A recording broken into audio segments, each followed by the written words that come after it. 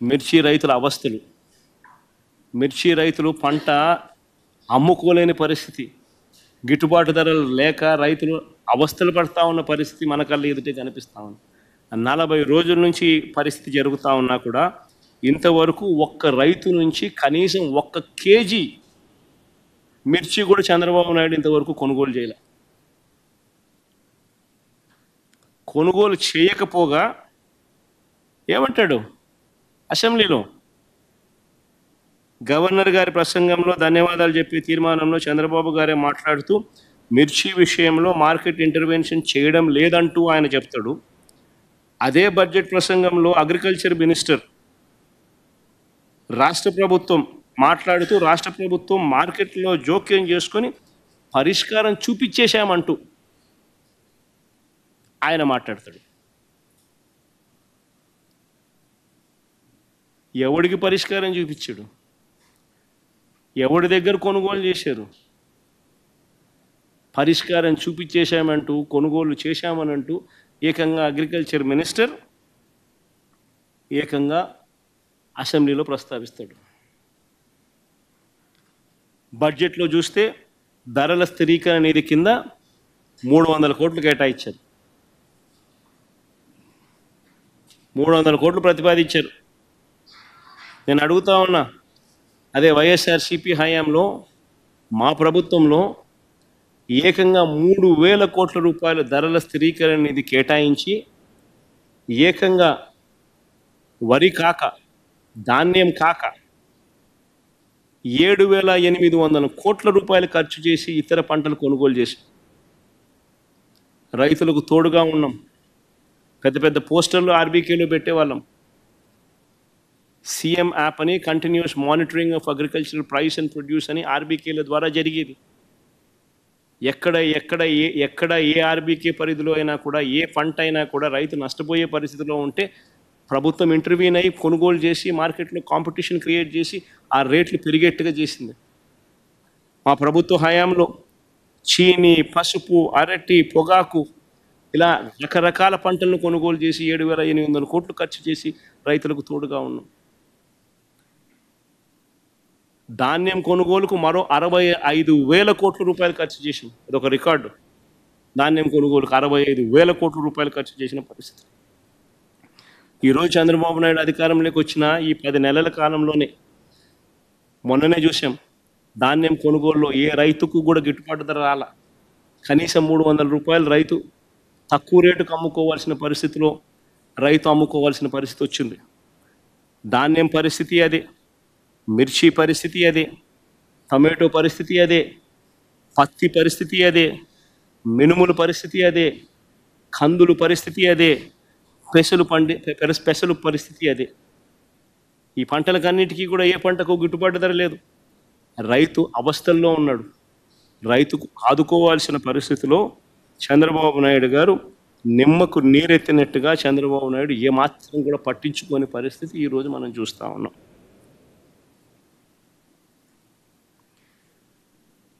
ఈరోజు అప్పట్లో వైఎస్ఆర్సీపీ ప్రభుత్వ హయాంలో కుల వృత్తులను నమ్ముకునే వారికి ఎప్పుడూ జరగని విధంగా తోడుగా నిలబడ్డ పరిస్థితి.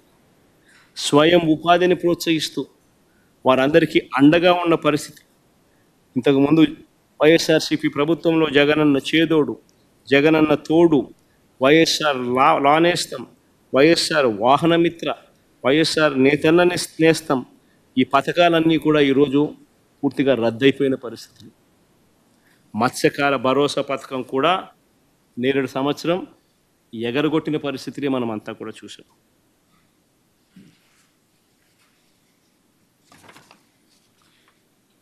ఉద్యోగుల విషయానికి వస్తాం, ఉద్యోగస్తుల విషయానికి వస్తాం.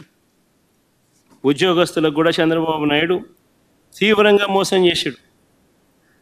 ఎన్నికలప్పుడు ఎన్నికల మేనిఫెస్టోలో చంద్రబాబు నాయుడు చెప్పిన మాటలు, అధికారంలోకి రాగానే సిపిఎస్, జిపిఎస్ విధానాన్ని పునఃసమీక్షిస్తామన్నారు. ఇప్పటి వరకు దీనిపై అతిగతి లేదు.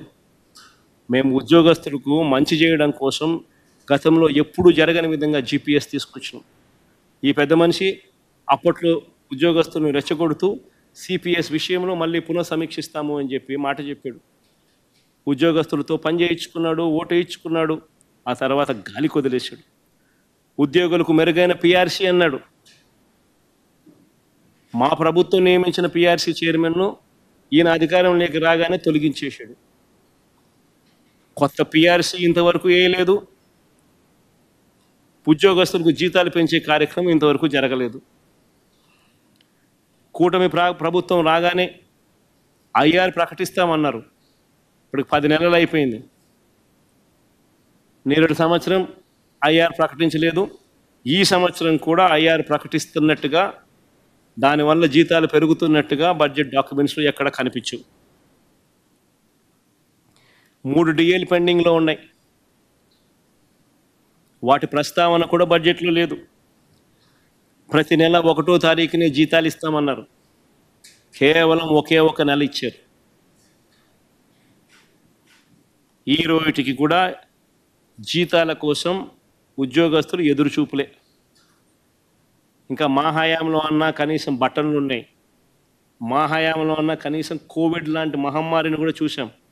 అలాంటి విపత్కర పరిస్థితుల్లో కూడా మేము మెరుగైన జీతాలు ఉద్యోగస్తులకు ఇచ్చాం. మెరుగైన టైం ఫ్రేమ్లో కూడా ఇచ్చాం. ఉద్యోగుల జీపీఎఫ్, జిఎల్ఐ డబ్బులను వీళ్ళ అవసరాల కోసం వీళ్ళు వాడుకుంటూ ఉన్నారు. ఉద్యోగస్తులకు ఇవ్వాల్సిన డిఏలు, జీపీఎఫ్లు, సరెండర్ లీవ్లు, రిటైర్మెంట్ బెనిఫిట్స్, ఈహెచ్ఎస్ బకాయిలు ఇలా వేల కోట్ల రూపాయలు పెండింగ్లో పెట్టారు. కాంట్రాక్ట్ ఉద్యోగస్తులను క్రమబద్ధీకరిస్తూ మా ప్రభుత్వం విప్లవాత్మక నిర్ణయం తీసుకుంది. 3000 మందిని మా ప్రభుత్వ హయాంలోనే రెగ్యులరైజ్ కూడా చేశాం. మిగిలిన 7000 మందికి సంబంధించి డిపార్ట్మెంటల్ రివ్యూ ప్రక్రియ కూడా పూర్తయిపోయింది. ఎలక్షన్ కోడ్ వచ్చి మేము ఇంప్లిమెంట్ చేయలేకపోయాం. ఈరోజు అన్ని ఫార్మాలిటీస్ కంప్లీట్ అయిపోయాయి. మొత్తం ఫైనలైజ్ అయిపోయింది. ఒక ప్రక్రియ మొత్తం పూర్తి చేశారు. Rooster, reservation, length of service, ఇలా అన్నీ కూడా సుప్రీంకోర్టు గైడ్ లైన్స్కి అనుకూలంగా అన్ని రకాలుగా అన్నీ కూడా కంప్లీట్ అయిపోయాయి. ఆ మిగిలిన 7000 మందికి ఎందుకు రిక్రూట్మెంట్ ఆర్డర్స్ ఇవ్వడం లేదు? ఎందుకు రెగ్యులరైజ్ చేసే ఆర్డర్స్ ఎందుకు ఇవ్వడం లేదు? వాళ్ళ జీవితాలతో కూడా ఆడుకుంటా ఉన్నారు. ఉద్యోగాల గురించి 2 ఆసక్తికర విషయాలు చెప్తా. ఇది ప్రతి ఒక్కరికి కూడా తెలిసి ఉండాలి. మరీ ముఖ్యంగా ఉద్యోగస్తులకు తెలిసి ఉండాలి. ఎందుకనంటే రాష్ట్ర ప్రభుత్వం ఏమీ ఇవ్వకపోయినా కూడా ప్రతి ఏటా గవర్నమెంట్ ఉద్యోగస్తులకు కనీసం 9 నుంచి 10% జీతాలు వాళ్ళే పెరుగుతాయి. 2 డిఏలు, ఒక ఇంక్రిమెంట్ రూపేణా. ఇది వాళ్ళ హక్కు. న్యాచురల్గా ఖచ్చితంగా వాళ్ళకు పెరుగుతుంది. కానీ చంద్రబాబు నాయుడు ప్రభుత్వం వచ్చాక మాత్రం జీతాలు పెరగని పరిస్థితి ఎక్కడైనా కనిపించింది అని అంటే ఒక చంద్రబాబు నాయుడు గారి ప్రభుత్వం వచ్చిన తర్వాత మాత్రమే కనిపించింది. పైగా బడ్జెట్లో దీనికోసం కేటాయింపులు ఆశ్చర్యకరంగా తగ్గించినారు. ఇది ఇంకో పెద్ద ఆశ్చర్యం. నిజంగా ఒకసారి ఏ రకంగా తగ్గించినాను ఒకసారి చూస్తే ఇది వాళ్ళ బడ్జెట్ డాక్యుమెంట్స్. బేసిక్ పే ఒకసారి చూడండి. రివైజ్డ్ ఎస్టిమేట్లో 35,439 కోట్లు అయితే పెరగాల్సింది పోయి 35,431 కోట్లు తగ్గింది. అదే 2023-24 నుంచి గమనిస్తే పెరుగుతుంది. మళ్ళా 25-26 ఈ బడ్జెట్లో పెరగాలి. పెరగకపోగా బేసిక్ పే తగ్గింది.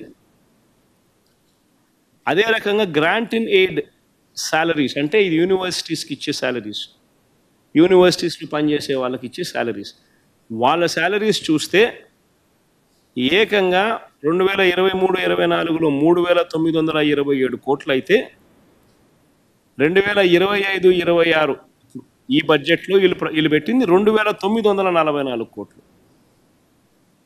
అంటే కొత్త వీసీలను నియామకం చేసింది ఉద్యోగస్తులు తొలగించేదానికోసం, అంతే కదా? దాని ప్రకారం ఇవాళ బడ్జెట్ డాక్యుమెంట్స్ నేను చూపిస్తా ఉన్నట్టు. రిటైర్డ్ వాళ్ళ పరిస్థితిని ఒకసారి గమనిద్దాం. రిటైర్డ్ వాళ్ళని ఒకసారి గమనిస్తే పెన్షనర్ల సంఖ్య మామూలుగా ప్రతి ఏటా పెరుగుతుంది. రిటైర్ అయిపోయే వాళ్ళ సంఖ్య పెరుగుతుంది, ప్లస్ పెన్షనర్లకు డిఆర్ అనేది యాడ్ అవుతుంది. వీటి 2 కారణాల వల్ల పెన్షనర్లకు మామూలుగా అమౌంట్ అనేది పెరగాలి.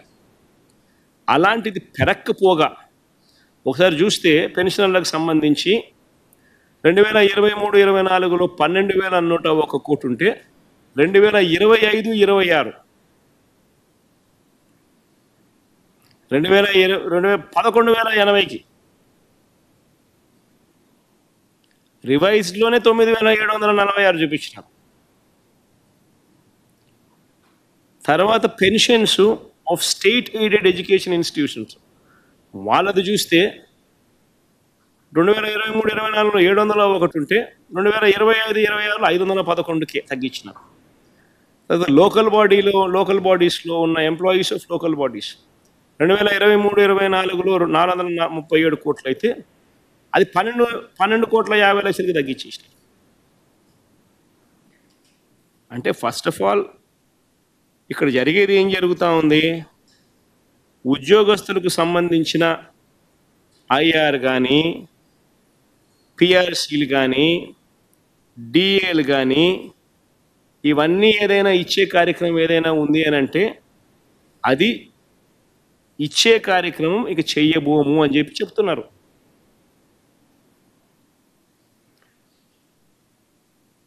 రెండు 2025-26 లాస్ట్ ఇయర్ ఎలాగూ ఇవ్వలేదు, రాబోయే సంవత్సరంలో కూడా ఇవ్వబోము అని కూడా చెప్తా ఉన్నారు.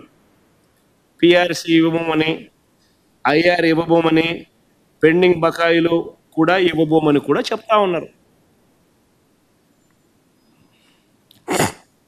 ఇక్కడ ఇంకొక ఆసక్తికరమైన విషయం కూడా చూడాలి.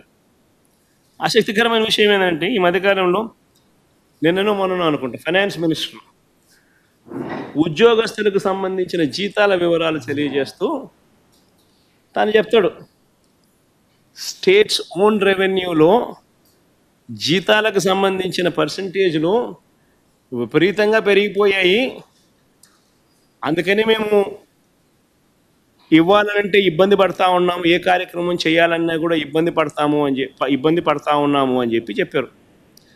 ఆశ్చర్యకరమైన విషయం ఏంటంటే ఆయన అధికారంలోకి వచ్చిన మొట్టమొదటి సంవత్సరం